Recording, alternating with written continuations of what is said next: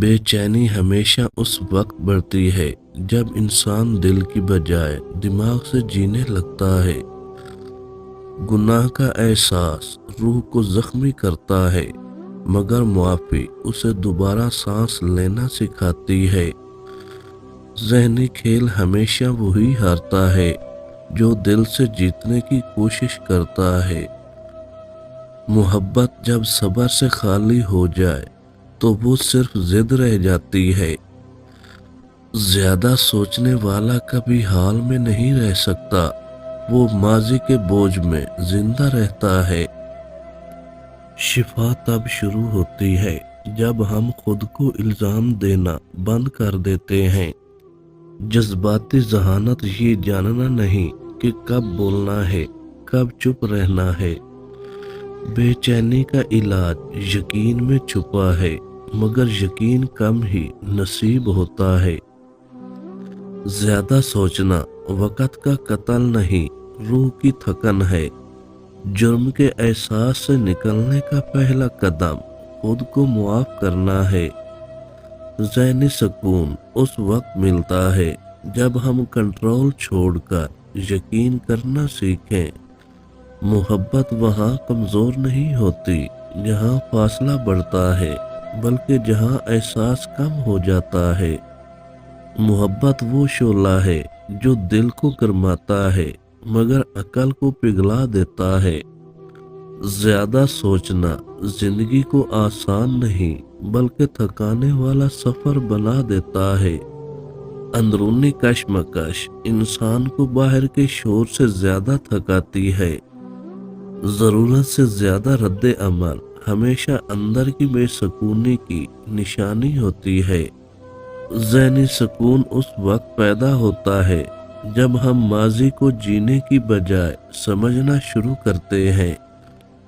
جذباتی ذہانت کا کمال یہ ہے کہ آپ دوسروں کو سمجھنے سے پہلے خود کو جان لیں۔ بے چینی ان خوابوں کی ادھوری گونج ہے جو وقت پر سنے نہیں گئے۔ زیادہ رد عمل دینے والا دل اکثر وہ ہوتا ہے جس نے بہت دکھ برداشت کیے ہوں۔ جرم کا احساس انسان کے ضمیر کا جاگتا ہوا ثبوت ہے۔ ذہنی سکون دولت سے نہیں، معاف کرنے سے حاصل ہوتا ہے۔ محبت کبھی ختم نہیں ہوتی، وہ صرف شکل بدل لیتی ہے۔ جذباتی فاصلہ اکثر ان لوگوں سے ہوتا ہے جنہیں ہم سب سے زیادہ چاہتے ہیں۔ اندرونی تضاد انسان کو جیتے جی اجنبی بنا دیتا ہے۔ رد عمل میں دی گئی سخت باتیں اکثر نرمی کی کمی کا پچھتاوا بن جاتی ہیں۔ شفا کسی دوا میں نہیں، خود کو سمجھنے میں چھپی ہوتی ہے۔ ذہنی کھیل صرف وہی جیتتا ہے جو اپنے دل پر قابو رکھتا ہے۔ جذباتی ذہانت ہمیں دوسروں سے نہیں، خود سے محفوظ رکھتی ہے۔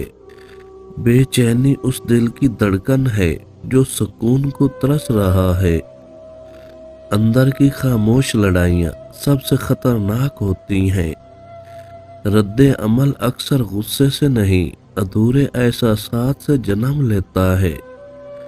گناہ کا احساس روح کو جھکا دیتا ہے، مگر شفا اسے دوبارہ سیدھا کر دیتی ہے۔